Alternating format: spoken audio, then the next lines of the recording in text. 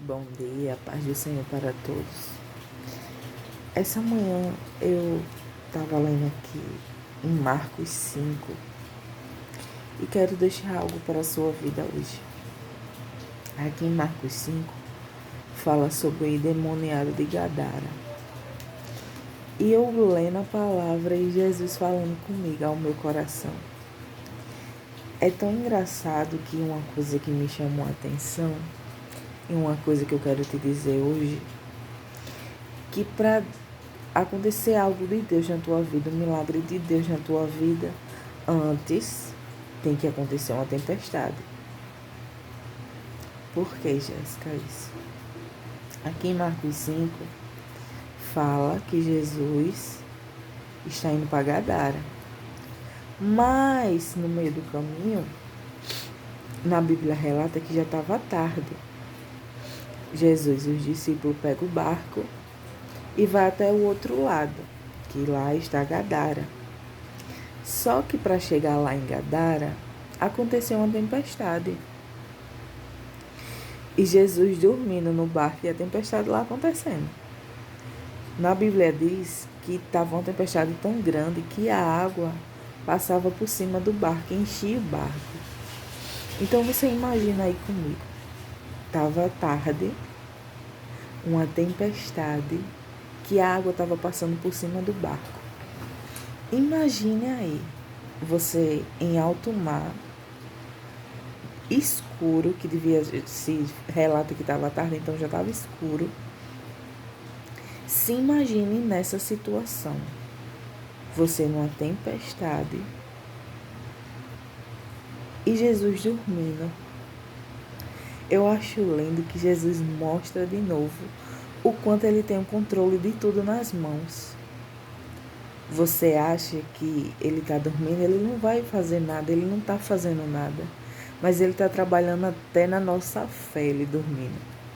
Quem imagina aí, olha o que ele diz. Aí lá está acontecendo a tempestade, Jesus dormindo. Os discípulos com certeza estavam desesperados, porque estava tarde, tempestade, água por cima do barco. Imagina o desespero. Se coloque no lugar desses discípulos. Como é que você estaria? Você estaria calmo?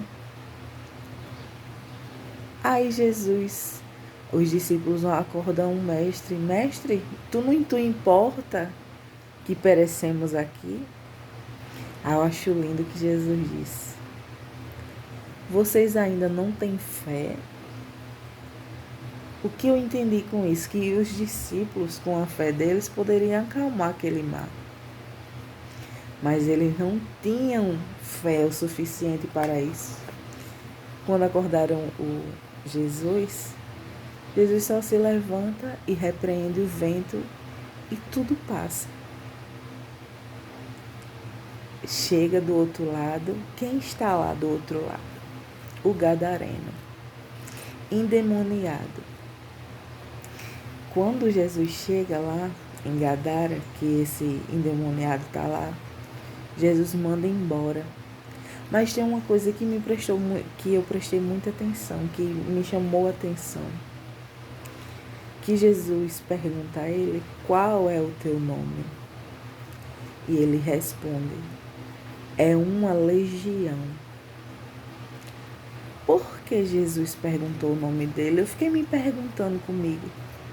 Porque se você for ler, Jesus já curou outros endemoniados. E Jesus nunca perguntou o nome. Quando alguém queria uma cura, Jesus não perguntava qual era o nome dele. Jesus ia lá e curava. Mas para esse, Jesus pergunta o nome. Por quê? Porque era para os discípulos ver que era uma multidão, era muito, uma legião é muita gente. Para você ter noção, quando Jesus cura ele, os demônios que estavam dentro do homem pediu para não voltar para o mesmo lugar. Pediu para ser jogado dentro dos corpos de porcos. E na Bíblia relata que era mais de 2.000 porcos. Então você imagina quantos demônios estavam dentro desse homem. O quanto esse homem vivia atormentado. Então eu fiquei pensando, meu Deus, Imagina a cabeça dos discípulos. Sai uma tempestade, pega uma tempestade, chega lá do outro lado. Jesus só foi pro outro lado, só para curar esse cara. Não foi para mais ninguém, só foi esse endemoniado. Então você se coloca no lugar de um discípulo aí. O que o discípulo ia pensar? Mestre, tu vim pro outro lado só para curar um cara desse? Ele não merece não, um cara todo imundo, porque na Bíblia relata que ele era sujo. Ele era preso por cadeias e ninguém conseguia, ele conseguia se soltar dessas cadeias, ninguém conseguia segurar ele. Ele se machucava com pedras sobre o corpo dele. Isso é a Bíblia que diz. Então imagina aí. Diziam naquele tempo que Gadara era amaldiçoada. Então imagina aí. Mestre, que bexiga tu viesse fazer aqui? A gente pegou aquela tempestade para vir curar só um homem. Mas depois disso tudinho, eu vou dizer o que é. Pega a tempestade. Então, se na tua vida está tendo tempestade, vai vir milagre. Porque antes de algo de Deus acontecer, tem tempestade. Por que, Jéssica, essa tempestade? Muitas vezes pode ser para mostrar nossa fé, nosso ponto de vista na fé. Porque Jesus pergunta aos discípulos, ainda não tendes fé com aquela tempestade? Outro, podia ser para os discípulos desistir. Só que eles não tinham para onde ir. O caminho era Gadara. Mas o inimigo das nossas almas, ele está todo dia ao nosso redor. É a Bíblia que diz, todo dia ao nosso redor. Querendo que nós desistimos da fé, na caminhada na fé. Eu não vou dizer a você que é fácil, porque ele vai investir na sua vida para que você pare. Aí acontece a tempestade, chega lá do outro lado. Quando Jesus tem para fazer, não importa se é um ou se é vários. Aqui, ó, lá no finalzinho, isso é Marcos 5.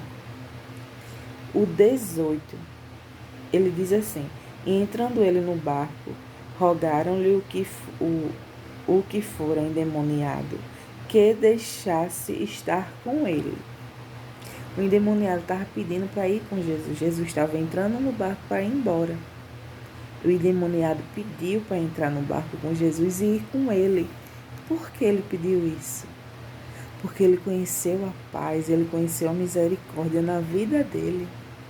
Porque aquele cara era endemoniado com uma legião de demônios em cima do cara. O cara não tinha paz, não tinha sossego. Ele se machucava porque os demônios faziam ele fazer isso.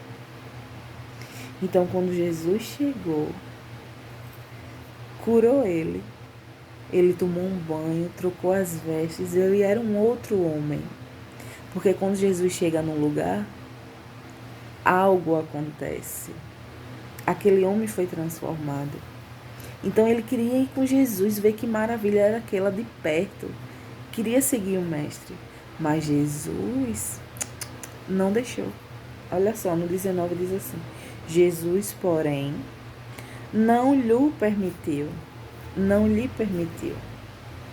mas disse-lhe, vai para a tua casa, para os teus, e anuncia-lhe quão grandes coisas o Senhor te fez, e como teve misericórdia de ti. Olha como Deus é lindo. Eu vendo essa palavra e dizendo, meu Deus, como tu és maravilhoso. Irmãos, me perdoe se a palavra está muito longa, mas uma palavra dessa não tem como ser tão rápida, não, porque a misericórdia de Deus, eu fiquei pensando assim, meu Deus, como tu és lindo. Ele foi para lá só para curar um cara, mas não permitiu ele ir, porque quando Deus tem algo na nossa vida para fazer, a diferença se estampa em nossas vidas. E Deus disse, vai e mostra a misericórdia de Deus na tua vida.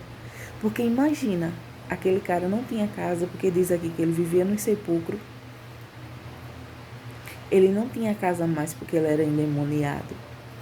Aí Jesus chega na vida desse homem, numa terra que o povo dizia que era amaldiçoada. Eu fiquei pensando, meu Deus, Jesus poderia ter ido pregar nessa cidade. Se a cidade era amaldiçoada, o povo lá era só a graça de Jesus. Mas pense aí comigo, a cidade era amaldiçoada, ele foi lá curar o gadareno. Mas o que eu entendo com isso? O que foi que aquele gadareno deve ter feito? Porque uma coisa é você falar, uma coisa é você ver. Imagina o povo vendo, aí dizendo assim, eita, tu soube, porque vocês sabem como notícia se espalha rápido. Naquele tempo não era diferente. Imagina o povo comentando, você soube? Se lembra daquele endemoniado? Ele tá curado. Ele tá outro. Imagina aquele cara passando na rua. Por dizer, meu Deus, é verdade. Imagina o quanto aquele cara deve ter pregado com a vida dele. Imagina ele chegando na casa dele. A mulher nem se lembrava mais desse homem endemoniado. Imagina ele chegando em casa. O quanto esse homem deve ter enchido de felicidade a vida desse homem. O quanto Jesus encheu de felicidade a vida desse homem. Imagine aí comigo. Quando Deus tem para fazer, olha, Deus é maravilhoso no que Ele faz. O que eu quero te dizer hoje, que se está tendo tempestade, tenha fé que Deus vai fazer. O seu milagre está bem pertinho. Mas para isso você tem que crer, você tem que ir atrás. Eu fiquei imaginando, antigamente, só quem podia entrar no templo eram os sacerdotes. Então não tinha acesso livre a Deus. Um ser humano normal não tinha acesso a Deus, como temos hoje. Hoje, se você pensar, falar com Deus em pensamento, Ele está nos ouvindo. E quando você dobra o seu joelho, então, é direto com o céu. Eu fiquei imaginando, eu disse, meu Deus, antigamente era assim, só quem podia entrar no sepulcro, nos templos, eram os sacerdotes. Então o povo, quando pecava, tinha que matar um cordeiro sem manchas para, ser perdoado. Aí o que Jesus fez? Aí o que Deus fez? Me perdoe. O que Deus fez?